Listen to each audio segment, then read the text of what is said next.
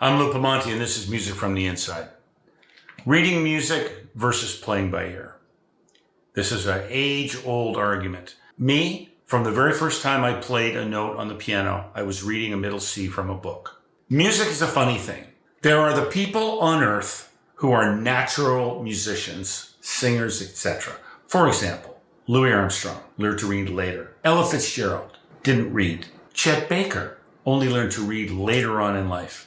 These are people that innately know music. They hear it. Someone who I work with, Mark Jordan. He's not schooled in music. He writes the most beautiful songs. He hears harmonies. He hears complex harmonies, and he goes there with his voice just naturally. Robin Black, she hears it. She's not formally schooled in music, but she hears it. Now, the most obvious example of this is Paul McCartney. Paul McCartney, arguably the greatest songwriter of the second half of the 20th century. Paul does not read music. He never has. Because he's one of those guys, he just gets it. He just gets music. So, in my opinion, music theory, which I've studied since day one, is simply a mathematical formula devised by humans so that mere mortals such as myself and a lot of you out there could understand music on a mathematical level when, to the geniuses like Ray Charles, it just came naturally. They just knew it innately. People like me were not as lucky as that. Our portal, my portal into understanding music and how it works was through theory. But I got to a point where I learned all the theory, and then as my friend Kelly Jefferson said, just forget it.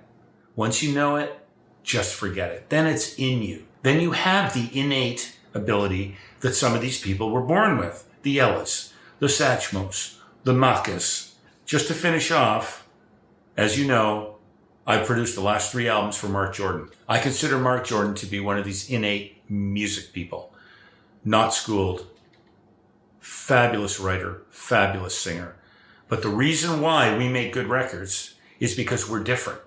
Mark is, painting with a paintbrush in the sky, and I'm grounded down here with all of this knowledge.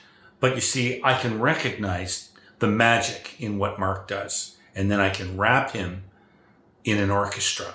Now, that's one thing that no one is ever going to be able to fake, and that is writing an orchestral arrangement. Quincy Jones said it.